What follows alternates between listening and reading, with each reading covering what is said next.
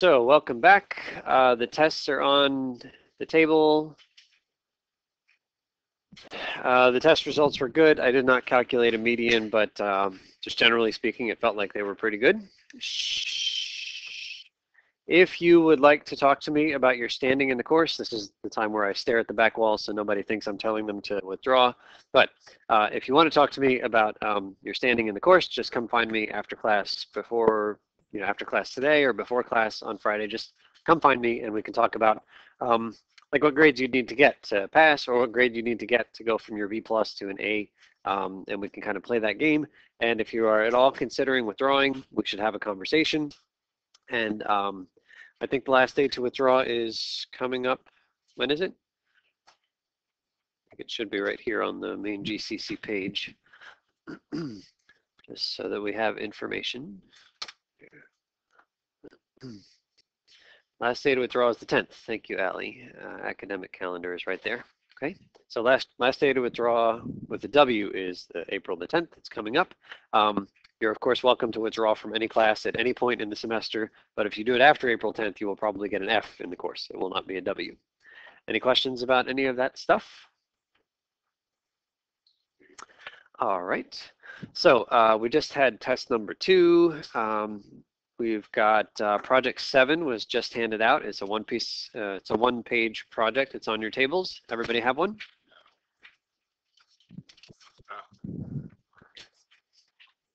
That project is due in 1 week, yes? April 11, Wednesday. Okay, and then last thing about the calendar is that our next quiz is coming up on Monday. Okay, questions about any of that? Okay, so certainly we are getting through the semester. We have, how many quizzes? Is it 9 or 10? I think it's 10 quizzes total. So number 7 is coming up. There are 9 projects total. We are on number 7 there as well. And in terms of the packet, we've got some reference page that we're going to use on the test. So skip past that. There's some stuff on the back about conic sections. We'll talk about those late in the term. And today we start on page 3. And we'll go to Richard.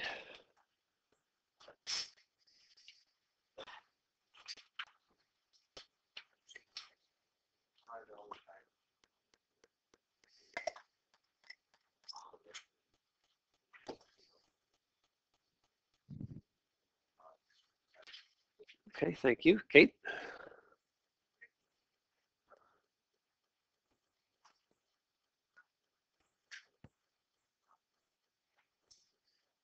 Okay, so I just want to make this clear. If you put a capital B on an angle, then the side opposite that angle is called little b, all right? Capital is the angle, lowercase is the length of the side. Everybody okay with this opposite idea?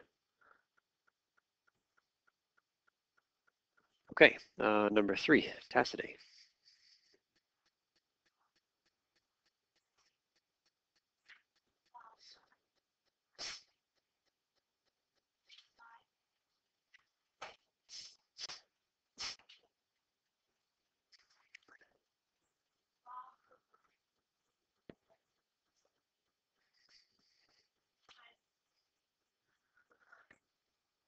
Okay, so 2 formulas, looks like gobbledygook, but we will get lots of practice today using them. They apply to any triangle in the world. Any triangle you draw, could be a right triangle, could be, what's it called when one of the angles is bigger than 90? Could be an obtuse triangle. It could be all the angles are smaller than 90, which is called an acute triangle. Any triangle you can draw, these laws apply. So let's try number 4. We'll go to Emily.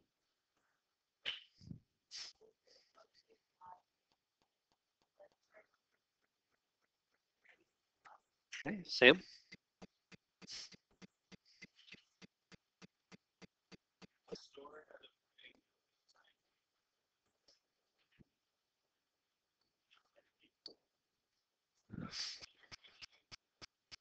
Okay, so we'll start by drawing a picture.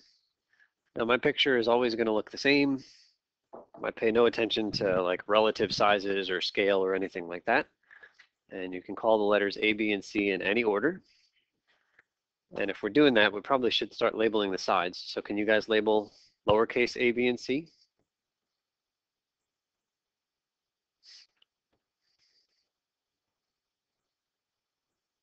Where does the lowercase a go? As opposites, that's on the bottom. Lowercase b is at the left or the right? That's the right. Everybody okay with the convention? Okay, let's start labeling. It says the sides are 11, 14, and 18.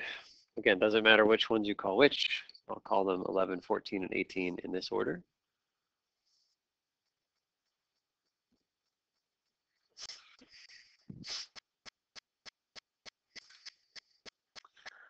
Okay, and now we have to decide what the angles are, how much the angles measure. Maybe some of you guys remember a little bit of stuff from geometry. Can you look at this and tell me which angle is the biggest, even without knowing what the measures are? A couple of votes for C. Some people are looking up here and they're seeing something that says angle C is the biggest one. Can somebody explain why we know angle C is the biggest one? Gopher? Yeah, so you go to the opposite side, that's the biggest one. And I really like the way Topher said that. He says that angle C has to be the most open to accommodate this largest side here. That's a great way to say it. So angle C is going to be the biggest one. Which one will be the smallest angle? It's going to be B because it's opposite. So there's always this kind of opposite thing when you're looking at sides and angles. So we can know the order, but I want to know what they actually measure. How many degrees or how many radians? All right, so here's what we're going to do. We're going to use one of these laws. I'll give you a sense of like what to look for in terms of when to use which law, but for right now, let's just say we're using the law of cosines. So I'm going to copy that law of cosines, but we're going to put in all the numbers. How much is little c? It's 18 in my problem, so I've got 18 squared equals a squared,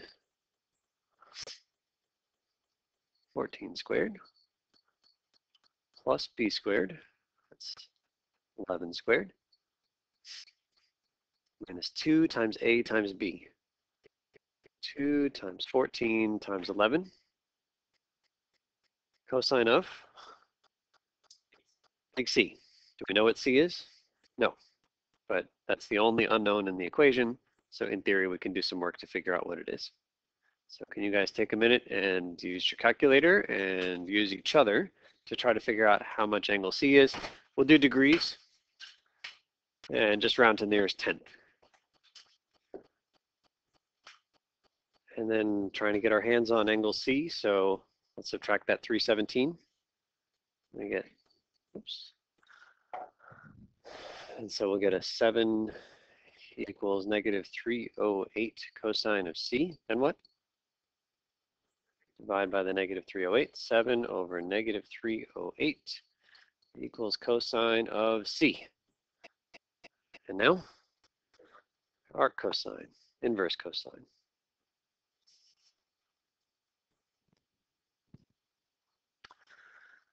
So C must be the inverse cosine of that number. And in degree mode, can somebody tell me to the nearest tenth? So we'll say about 91.3 degrees. Now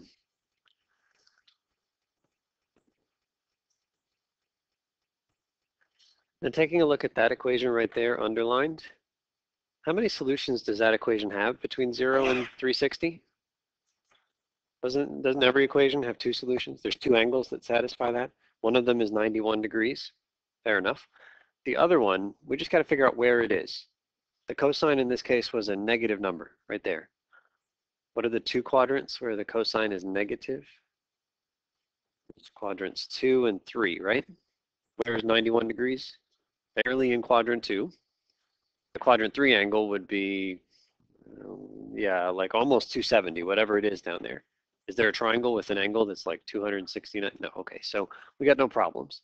And in fact, I don't think we'll ever have problems because if the cosine is supposed to be a negative number, then again, the angle is either quadrant 2 or quadrant 3.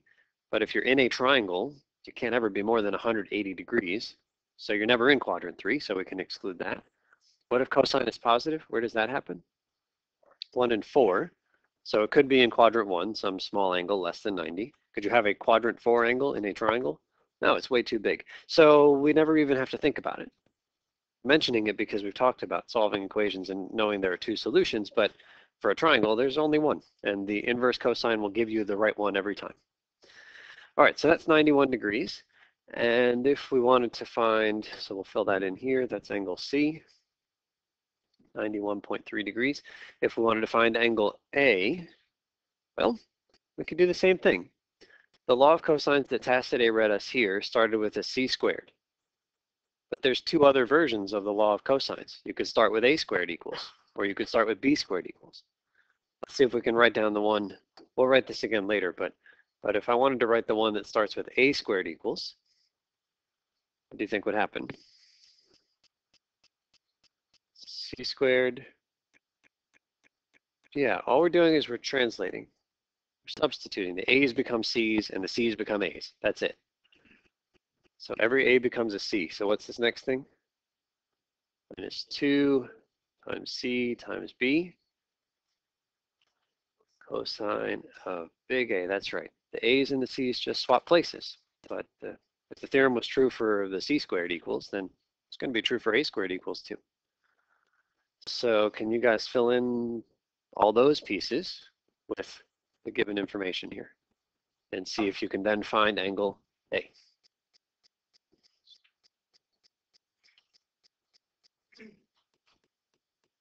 So the law of cosines must be derived from Pythagorean theorem. Why do you say that? You guys see the thing that Jared is looking at? And that part looks familiar, doesn't it? C squared equals A squared plus B squared. If we're talking about using the Pythagorean theorem, what kind of a triangle are we talking about? A right triangle. And in fact, if the C squared is by itself, then which angle is the right angle? It's the C, isn't it? I mean, like you have to put the hypotenuse, the one opposite the right angle, and the thing we're calling opposite C is capital C. So if we're talking about a right angle, then we're saying that angle C is 90 degrees.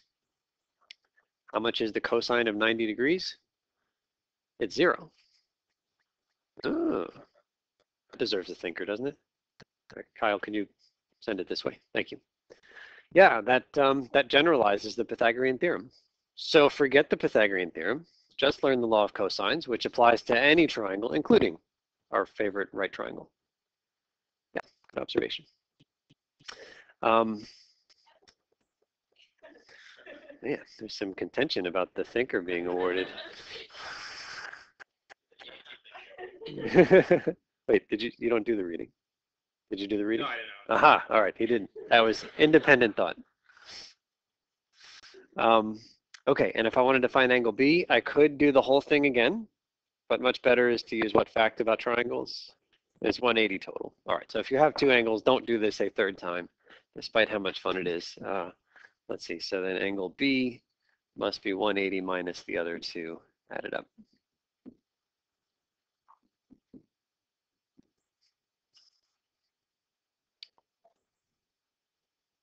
$37 point. So about 7.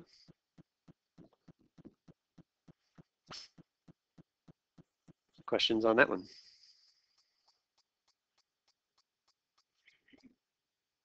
Okay, so if you know 3 sides of a triangle, you now have the tools to find the 3 angles. And we didn't have them before.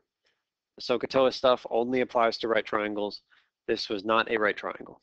We really didn't have any tools with which to use on something that was not a right triangle, but now we do. Law of cosines. Okay, let's go down to B. I think we're up to Todd. Sorry, number 6.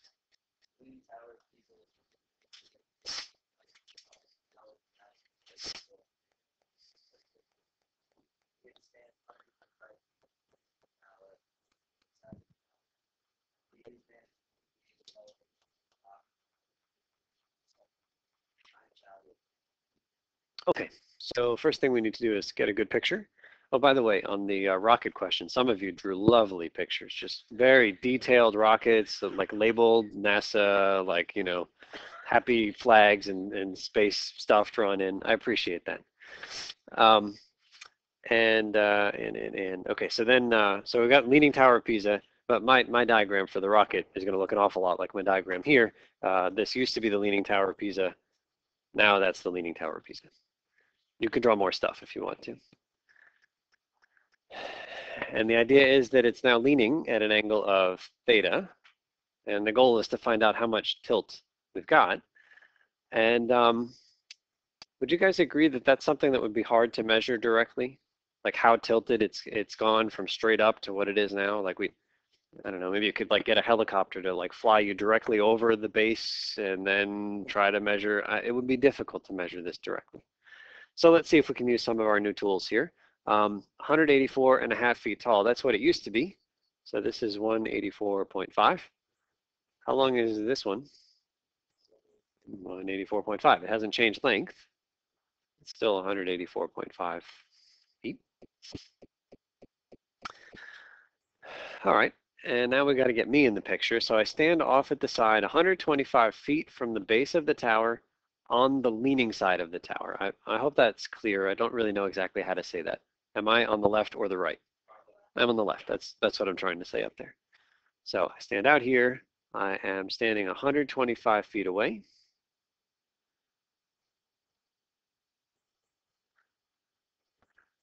And then it says the angle of elevation to the top of the tower. So it feels like I should draw in something to the top of the tower, not the old one, but where it currently is. And that angle is 59.7.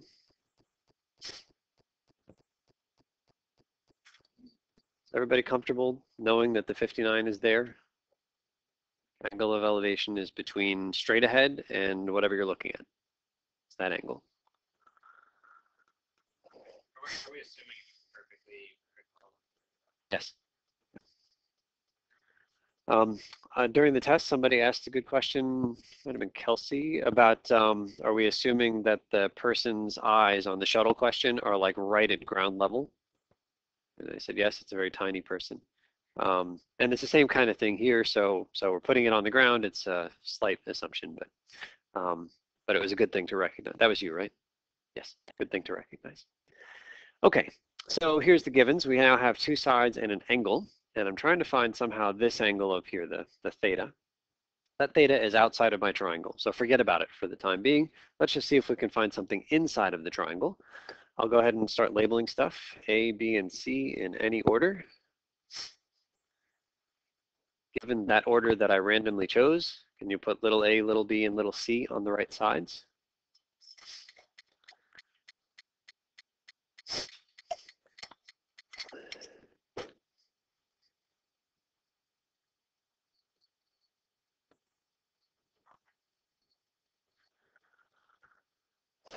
Okay, and let's see. So if I wanted to use the law of the law of cosines, then it feels like what would we do? So we would have. Let's look at the law of cosine. So we've got a couple of versions written up above. Look at the one that's in blue, this a squared equals. Okay, so if I use that one, what do I know? What's missing? Let's see. So do I know a, little a? Yeah. Do I know little b? Yeah. Do I know little c? No. Okay, so I'd have a little c that's unknown. And then the formula continues, minus 2 times a times c. I still know a. I still don't know c. And then times the cosine of capital A, which I know. So I could use that formula. The unknown we just said a couple of times was c. But take a look at this formula. There's c's in a few different places. And so you'd write down what kind of an equation if c was the only thing that's unknown. The rest of that is numbers, but you have a c squared and you have a c. Oh, it's quadratic. That's a quadratic equation. And you could solve it for c. I prefer doing something different. In this case, we're going to try the law of sines. And again, I'll tell you what I'm looking for at the end of class in terms of when do you use which law, but let's use the law of sines. All it says is you take the sine of an angle and you divide it by the opposite side, and whatever number you get is the same ratio no matter which side angle pair you pick. Sides and angles go in pairs. So let's take a look at what we have here. We've got one angle, that's capital A. So I feel like automatically I need to be looking at the partner, the side, little a. So let's use those two.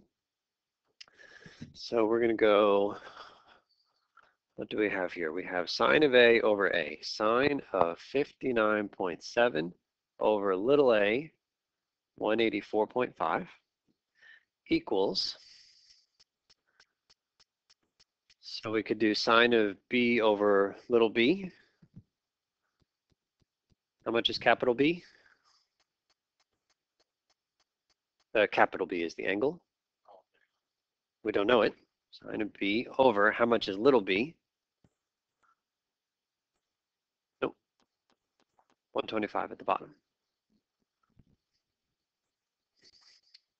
Everybody see the formula? Sine of A over A equals sine of B over B. Questions on taking that formula and plugging in these numbers?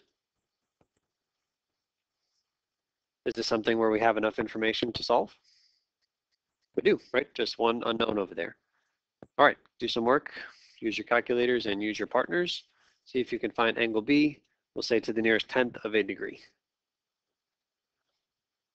Okay, so I've done lots of stuff over here, pencil and paper, before I touch anything on the calculator, just trying to avoid any kind of rounding error. So at some point you have sine of B. How do you solve for B? Inverse sine. So put it on both sides. I've typed it in. I'm going to hit enter. What did I heard? A couple of answers. 35.8 is what I heard. And close my parentheses. I think there's a more fundamental problem than that.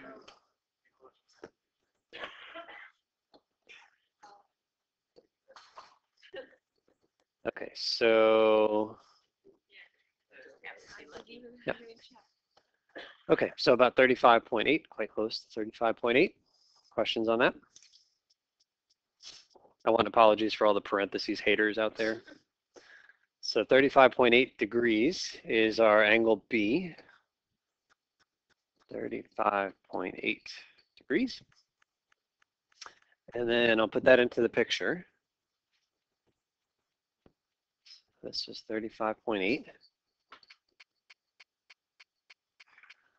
I feel like that gives me the ability to easily find the third angle, so maybe we should do that next.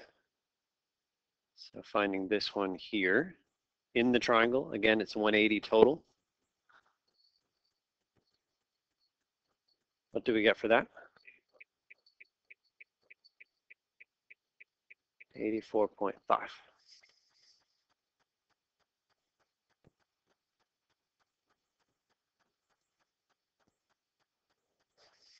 Questions on finding either of those angles?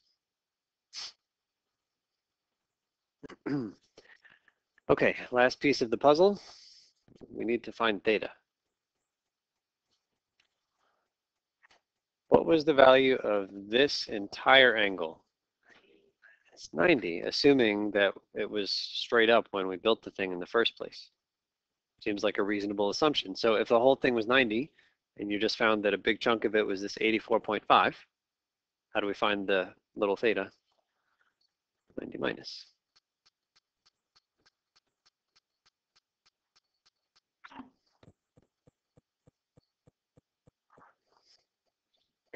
So the Leaning Tower of Pisa is leaning by about 5.5 degrees.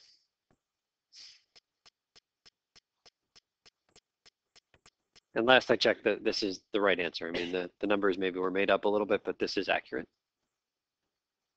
Questions on that one?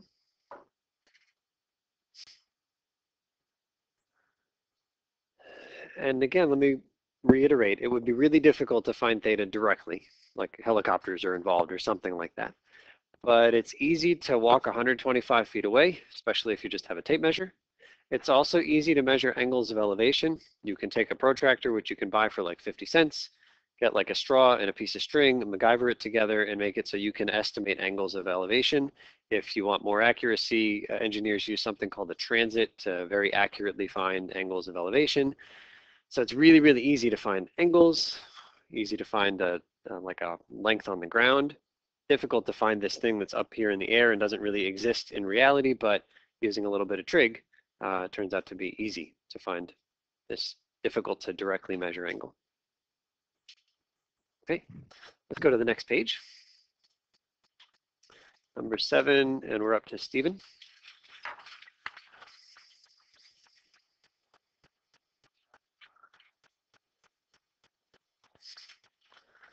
Okay, so these next 3 examples, I'm giving you 3 pieces of information. looks like a couple of sides and an angle. And when we say solve the triangle, we mean find the other stuff, find everything. Find all three sides, find all three angles. So we'll start with the first one. And I'll draw my random generic triangle the same way every time.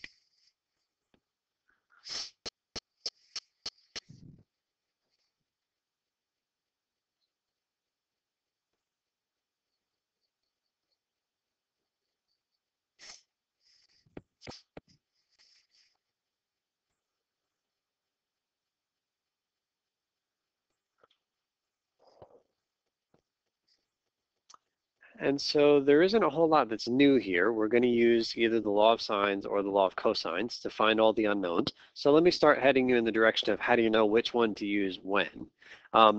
First thing to say is that if you want to use the law of sines, first of all, I think that the law of sines is simpler than the law of cosines. Just as an equation, I think it's less work to do some stuff on the law of sines than the law of cosines. So if I ever have a choice between which one to use, I'm picking the law of sines. So what I look for is what can I use the law of sines on?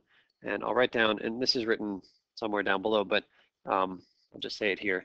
To use the law of sines, we need an angle, and a side opposite.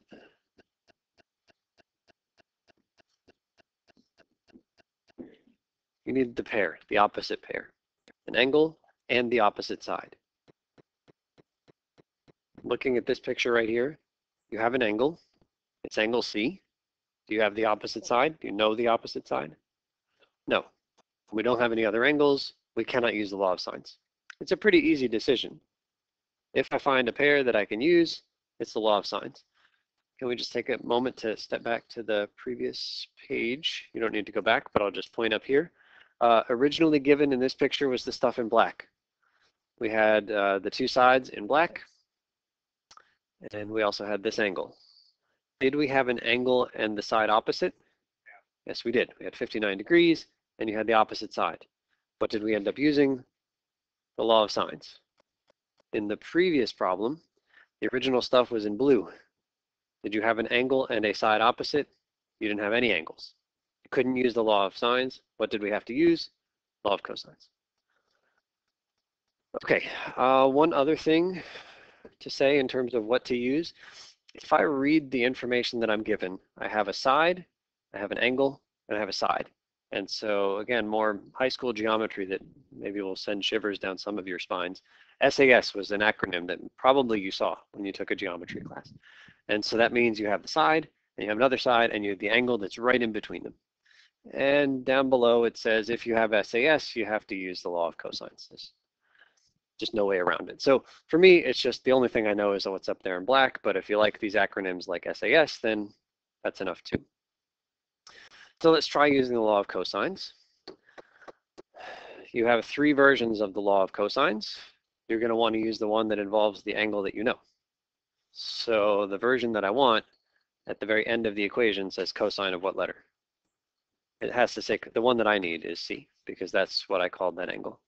Okay, and then I know the pattern from there. It's actually the original one I had typed in. So can you guys with your neighbors find or solve that equation, like plug everything into that equation, and you'll end up finding the value of little c. Okay, so we do work that looks familiar to the work we've done before. We find little c. I guess this is a little bit different.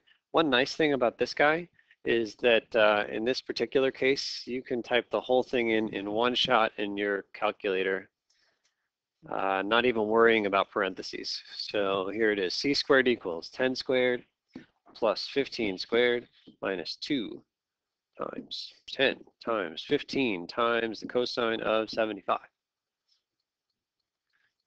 Like you don't, like it's the most complicated thing I've seen where you don't need any parentheses. You just type it in.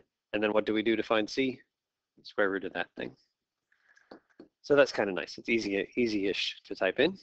15.7. And then once I know that, I could repeat. I could use the law of cosines again to find one of the other angles. But what do I now know We have a side angle pair, right? I would prefer to use the law of sines any opportunity I have. So I would use the law of sines at this moment. So you could say something like sine of 75 over 15.7. It's that angle side opposite thing that we keep seeing. Equals sine of, and then you just pick whatever one you want. Sine of capital A over 10. And then you have to do some work to find capital A.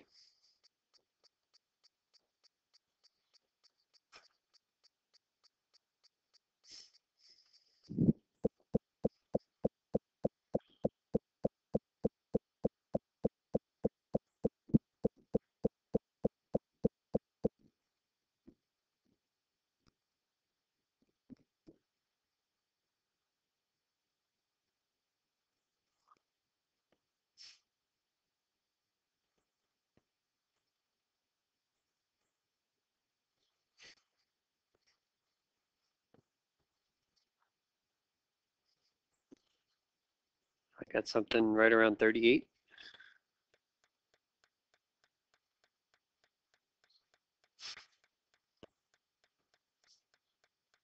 Could I have done better than I did? I introduced some error that I did not need to introduce. What did I retype up here? I typed in 15.7. I should not have done that. I mean, like I could say on a test, round to the nearest tenth, but you don't want that rounding to carry through and maybe lead to errors down the road. So how about we go, or how about I go, second enter, brings me back a few times actually. So that's the thing that we had to do square root of to get our 15.7. And now that I have that number, then instead of retyping the 15.7 here, what could I do at the end? Instead of dividing by 15.7, we divide by answer. Okay, so what I had before is at the top there, 37.969. I now have 37.89. I don't know. Is it significant? I don't know. If I'm building a bridge, I'd rather have the more accurate one. This is as accurate as we can get the calculator to give us. 37.9, we'll say. So that's about 37.9.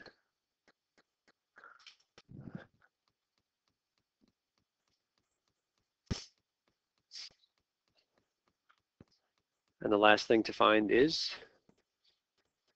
angle B. Please don't use the law of sines or cosines, although you can if you really want practice. Again, what do we know about the angles of a triangle? All add up to 180. So find that last one by subtracting from 180.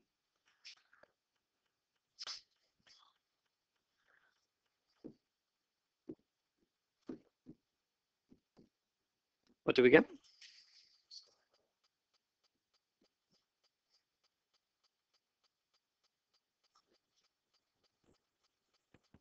Questions on that?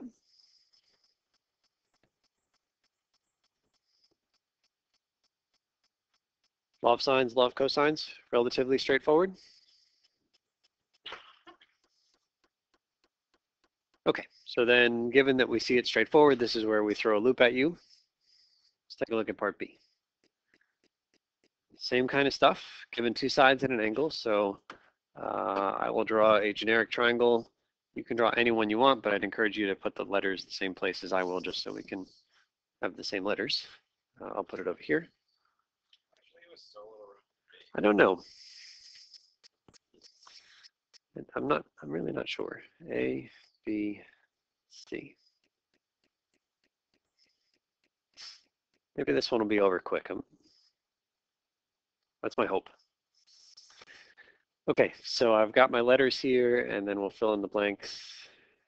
Let's see, A is 10, B is 15, and angle A is 75. Those are the same numbers as before, right? Is it the same triangle as before? No, so you got to be careful that you put stuff in the same spots.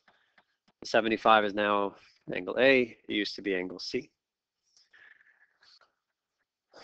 Okay, let's get everybody to vote on whether you think this is a law of sines or cosines, but don't say it out loud. The letter S for law of sines in sign language is this. You kind of make a fist and you put your thumb over your first two fingers. Can everybody do that? This is an S in sign language. Make a fist, thumb going over the first two fingers. If you want to make a C, you just make your hand kind of look like a C. That's how we do a C. So, which one do we use? The law of sines or law of cosines? Law of sines. Yeah, this looks like a really strong movement we've got going on here. Yeah, or the law of sines. So let's use the law of sines. So we go sine of, what do we have here? Sine of 75, that's the one we have to use, divided by 10, always the angle and then the side opposite, equals, now we don't really have a choice here. Are we putting angle B or angle C? A few votes for B. I want more votes. More votes for B. We don't use C because we don't know anything about the side opposite. We would end up with an equation with capital C and little c both unknown. So we use B because we know little b is 15.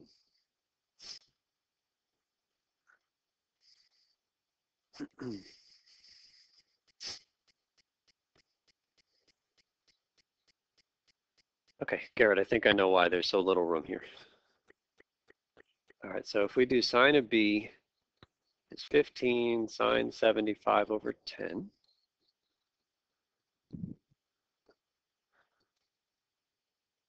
It's not good. 15 sine of 75 divide 10.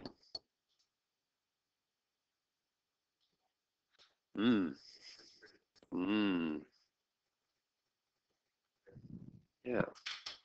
So, all right, so first make sure everybody's okay with the algebra. You get that 15 over to the other side. And then we have sine of b is supposed to equal this number over here. And this number is 1.4-ish. So somehow sine of b is supposed to equal around 1.5.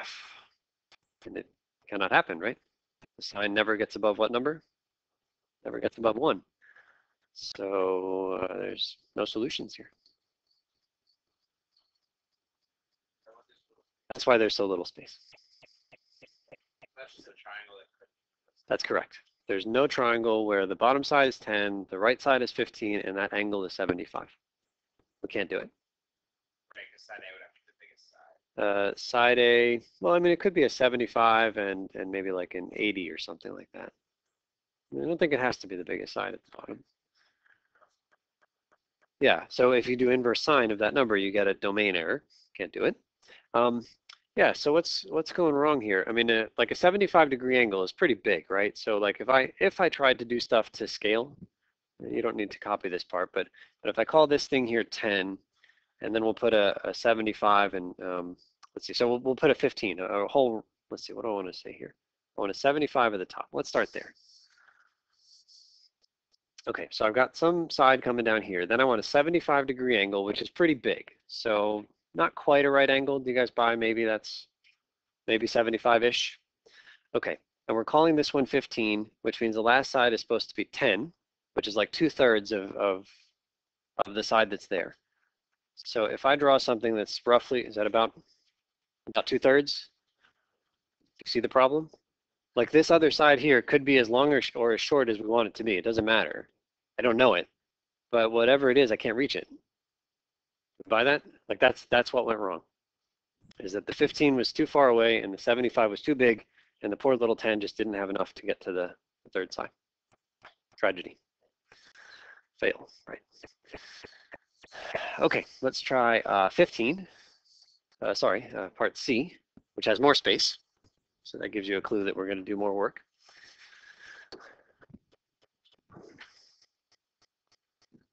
A, B, and C.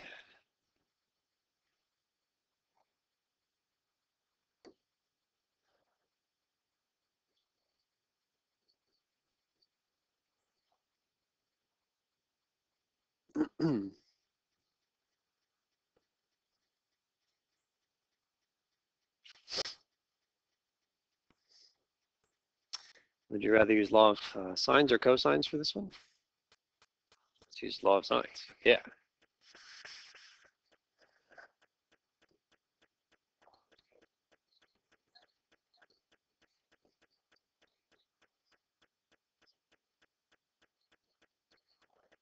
Are we doing sine of capital B or capital C? I have to do B because that's the little b that we know is 15.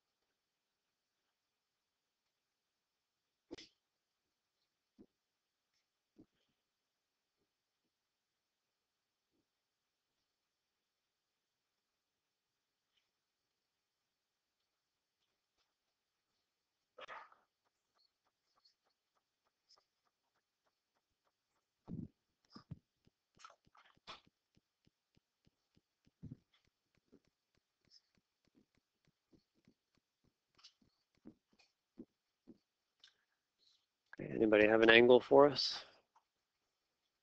39.3? Okay, is that all right?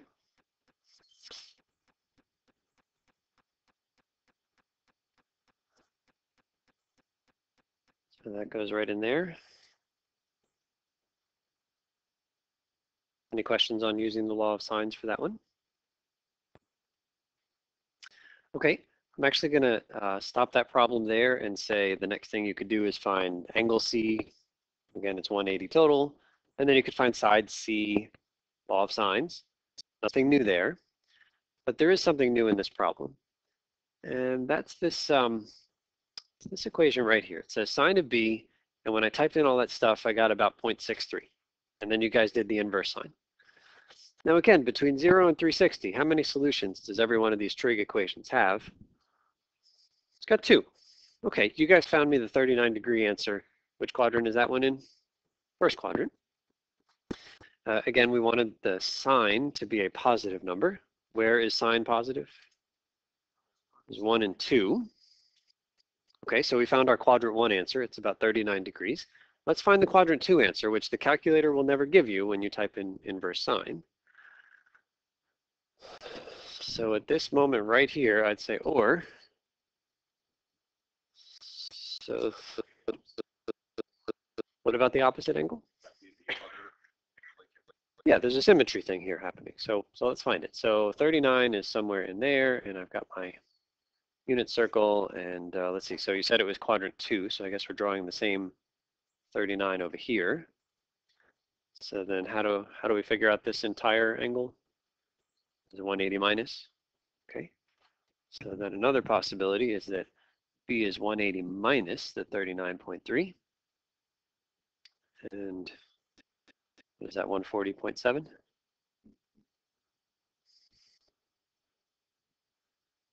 140.7. So that angle is kind of big, but is it could it fit in a triangle, a 140-degree angle?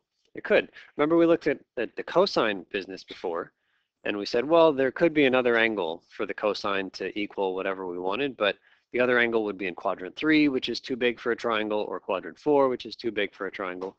But 140 is not too big for a triangle. In fact, if I didn't have 39 there, but I had a 140, does that triangle still have enough like space in it? There's a 140 and the 25 is fixed. No, I think the 15 and the 10 they're fixed too. Can I fit, the question is, can I fit the 140 in with the 25? The answer is yes, because it adds up to 165, which is less than 180. So there's a triangle with a 39-degree angle, and the black numbers here are all the same. And there's a completely different triangle with a 140-degree angle, and the black number is all the same. So we went from one extreme to another. How many solutions were there to part B? None. There were no triangles that satisfied the info in part B. How many different triangles satisfy this? There are actually two triangles that really don't look anything alike. They both have a 25-degree angle. They both have a 15 and a 10, but they both are legitimate. And let me show you guys what's going on here. Like, how do we possibly have two triangles with the same 25 degrees and 15 and 10? So here's a sketchpad thing that I made up. Let's see if we can get the sides fixed here. So that one right there is fixed. So let's call that the 10. This one over here is also fixed. Let's call that a 15, okay? I'm never going to change the lengths of those sides. The bottom side of the triangle could be as long or as short as I need it to be. We don't have any information about that at the start. What was my fixed angle? Was 25. What was that opposite? Which side? Was it opposite the 10? And I think that's in the right spot, isn't it? I said that was the 10, that's the 25-degree angle. So I'm never going to change that angle down there, but I could make the bottom side as long or as short as I need, and I could make this angle right up here anything. Doesn't say anything about that. So suppose that, so making that top angle anything means that this guy just kind of swivels around like a pendulum, right? I can't make it longer or shorter. How many triangles are there for this? There's none. It's not long enough. It didn't reach. Suppose that I decided I was going to make this fixed side just a different problem. I'll make it longer, like that. Okay, still no triangles, but maybe I've made it in such a way so that there's like exactly one triangle. In fact, what kind of a triangle if it just barely reaches? A right triangle, and then it runs away again. So maybe that's still one answer. But now do you see what happens if we're kind of in this bigger than that right triangle section? There's one triangle right here. It's got this side length, and that angle.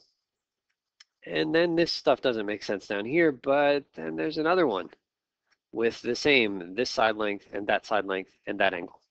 Two triangles, they have the same three things, but they really do look quite a bit different. Which was the angle that we found? I guess the angle that we found was opposite the 20, or opposite the 15 in the problem. Was that angle B? Was opposite the 15? So the angle that we found was this guy way out here. This one called B in my picture as well. And on the one hand, what was the first angle you guys found for me? 39. So that's your 39-degree triangle with a 39 right there at angle B. And then these ones aren't triangles, but then finally we opened it up and found, what was the other one? It was 140.7. That's that one with the real big angle at angle B. Is the only way you would know which one you actually wanted, like it's a real world situation, they're talking about like a pyramid, it comes to be the first one. Like the only context is the only way to know. Context and I mean, like I'm going to give you a quiz and a test question where you'll have to find both. I mean, like it's not a choosing one or the other. It's acknowledging that there are two possibilities. You're right, and I think if we just jump back to our Leaning Tower of Pisa, the first thing we did was this inverse sine business, and we got 35. Is that the only angle that would have worked? 180 minus that would also work. 180 minus that is 145-ish, 144. Does a 144-degree angle fit in here, given that there's a 59 already there? No, that's too big. We already got more than 180 degrees. So in this case, we found the only answer, but we should have recognized there was another candidate that gets excluded. If this angle was quite small and maybe 144 fits no problem, then use the context to decide, is the angle 5 degrees or is it, 80 degrees or something?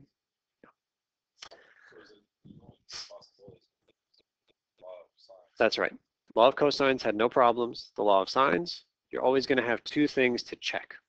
And it's that moment right there where you type inverse sine, where you get one answer, and you need to right away think about writing down the other possibility. Other questions on that?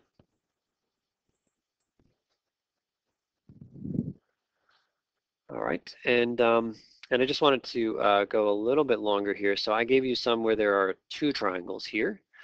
It turns out that there's a magical place where, so like how many triangles were there back in here? So there were none, and then there was like one spot where we had one triangle, right? Just the right triangle. Then if I make it longer, then I can kind of swivel around and get how many? Two. Okay, now it turns out there's another magical spot where there's just one, like right there. How come there's only one? Yeah, like if I like that would be the other one, but it's not a triangle, it's a flat line. And then what happens if I go out here? It's still one because the other candidate is now the wrong way. I mean, it's just there's nothing happening there. So it's this kind of weird thing where it goes 0 and then 1 and then 2 and then back to 1. And you really just need to kind of play with the numbers to decide which ones are legitimate in the given problem. Okay, we'll jump to, oh, and again, we didn't finish, so I'll leave it to you guys to finish, but as soon as you know the purple angle, it's one or the other, you have to find angle C, and then side C, use the law of sines again.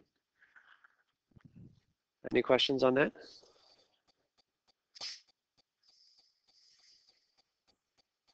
Okay, number 8, where are we now? I think we're at Kelsey.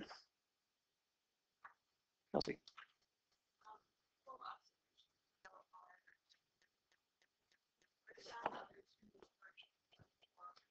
Okay, so we wrote one of them already, but we'll repeat it here. The basic pattern is this: whatever letter you write down by itself has to be the same as the letter you write down at the end. First letter, last letter, they're the same. Just one is capital and one is lowercase. The other two letters are the ones that are going to get filled in this big space I've left. B squared plus C squared. I remember that because of what Garrett observed. It's the Pythagorean Theorem. Then it's a minus 2 times whatever letters you just wrote, BC. So I pointed out the plus minus thing because I know there's a plus and I know there's a minus, but the way I can remember them is it's a Pythagorean theorem and then some extra stuff. Can you guys write down the one that starts B squared?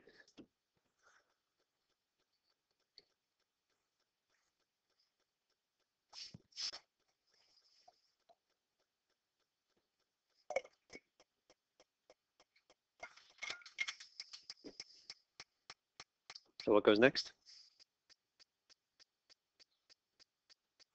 A squared plus C squared minus 2 what? AC. Same letters you just wrote. Cosine of B. Good.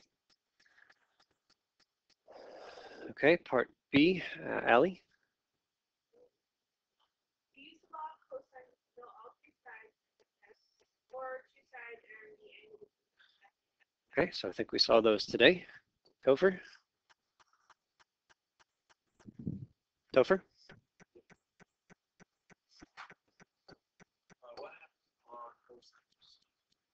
Okay, so this is Garrett's observation that the cosine of 90 degrees is 0, and the law of cosines boils down to a very familiar Pythagorean theorem. And then we'll go to Garrett for D.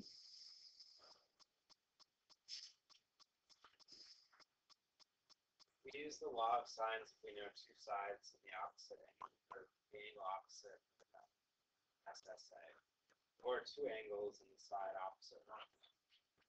S. Steven.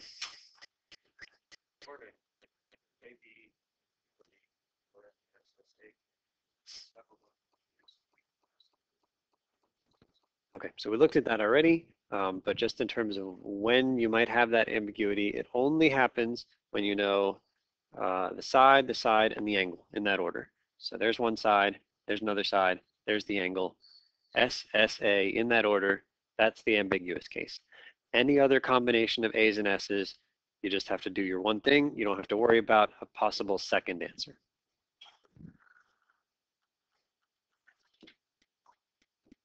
Okay. All right, so we have 9 minutes, and I was hoping to prove for you these 2 theorems, but I was also hoping for you to have some time to do some practice stuff. I don't really have a sense of how much we care about proofs of, because I just threw these laws at you, but we don't know why they're true at the moment. Would we rather like see quick proofs of these or do some more practice stuff? Can you guys, can we vote?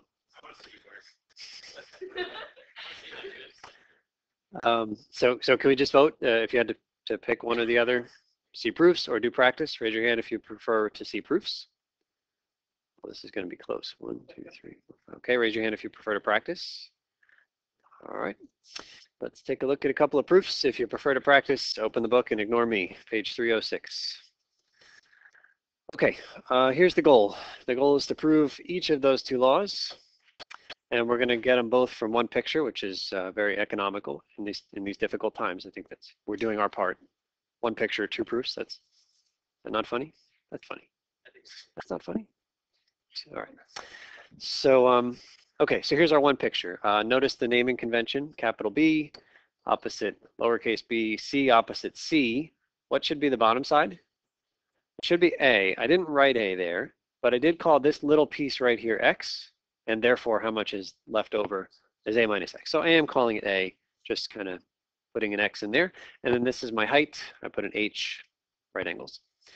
Okay, let us start with the law of sines. Take a look at this purple triangle right here. And we're going to use our Sohcahtoa stuff to figure out what the sine of c is. And you can write this if you wish. If not, it's in the book. Sine of c, Sohcahtoa, opposite over hypotenuse. What's the opposite?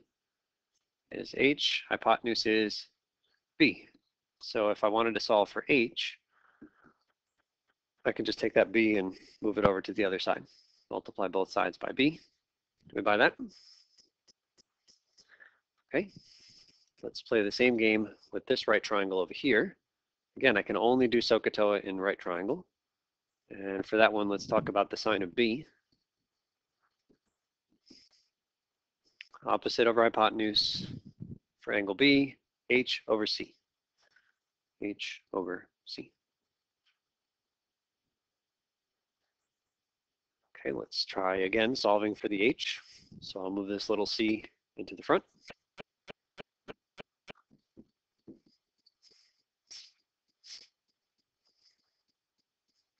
So far, so good. What's true about the two h's? They're equal to each other. It was the same h in both pictures. So let's make them equal. So that means that b sine of c equals c sine of b.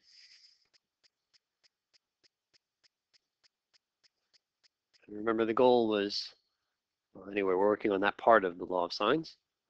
So I want my sines on top. So how about we divide both sides by b and c. B and c. Legal, right? All right, and some of us are seeing good news, right?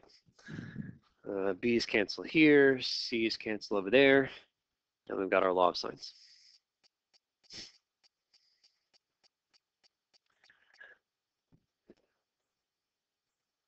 Okay, technically that's only like, I don't know, half of the law of sines or a third or 2/3 of the law of sines. But mathematicians love to do this. Once they've got part of a theorem and they want it to be true with different letters, they'll just change the letters. So, okay, this is B up here, and this is A over here, and just run through the same argument and you get the other part of it. Okay, so that's the law of sines. And now let's get the law of cosines. That was really simple. So it's like amazing to me that somebody would be like looking at a triangle. Yeah. Yeah, and the proof is definitely not the first thing that somebody saw. Like somebody was doing some calculations and maybe made this observation. Hey, wait a minute. If I take the sine of that angle and I divide it by the side opposite, and I do the same thing with another pair, gosh, they look like they're about the same. And that's the crazy part. This like, just looking at this whole slew of numbers, somebody found this magical relationship. Okay, let's try the law of cosines. What I want to do is, again, focus on the purple and red triangles because they are right triangles, and that's what we know a lot about. So we use Sohcahtoa already. The other real famous thing about right triangles is Pythagorean Theorem. Let's try it. On the purple triangle, what does it say? X squared plus h squared equals b squared. Agree? Let's make sure that the hypotenuse is the thing by itself in the Pythagorean theorem. And then in red, a minus x squared plus h squared. And again, make sure the hypotenuse is by itself, c in this case. Yeah, we're going to do a substitution thing. So yeah, let's go ahead and substitute. So if I see there's an h squared in both, and I don't really want h in my, like there's no h in my law of cosines, so seems like substituting for h squared is a step in the right direction. So h squared is really b squared minus x squared. Let's move that over to get h squared by itself. And then let's see, so then instead of this h squared, I'm going to put that stuff. So So let's see what happens here. Okay, so red becomes a minus x squared plus, instead of h squared, what are we putting? H squared minus x squared. And that's still equal to what? C squared. Yeah.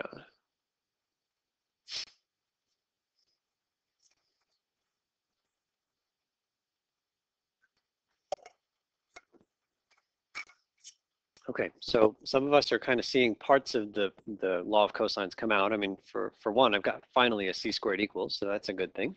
So let's FOIL the first guy. So foiling this first guy right here, we get a squared minus what? 2ax plus x squared plus the b squared minus the x squared. And that's still c squared. Yeah, and the x squareds cancel, which is also a good thing because there's no x in the law of cosines. There's only a, b, and c. So the x squareds go away, so let's write down what we have. We got a squared minus 2ax plus b squared equals c squared, which is actually getting quite close, isn't it? I want a squared plus b squared. Do I have it? I do. I want minus 2a and then some stuff. Minus 2a and then some stuff. So it's really close. In fact, if you're a mathematician and you're kind of like, you know where you're supposed to get, I think we're at a part where we say, okay, all I need is to show that the x is really b cosine of c, and then it's done. So let's go up at the picture and look at cosine of c. Feels like that's the last piece of this puzzle. Okay, which right triangle involves the cosine of c, purple or red? C is in purple. Cosine is adjacent over hypotenuse. X over b. Agree? And I want that x by itself. X is b cosine of c. That's what we wanted. So x is b cosine of c. Just plug it into the bottom thing, and that's your law of cosines. Nice. All right. You guys are a good audience for proofs. Okay, homework is down below, and you now have all the tools you need for this project that I handed out. So give it a shot if you have some time. See you Friday.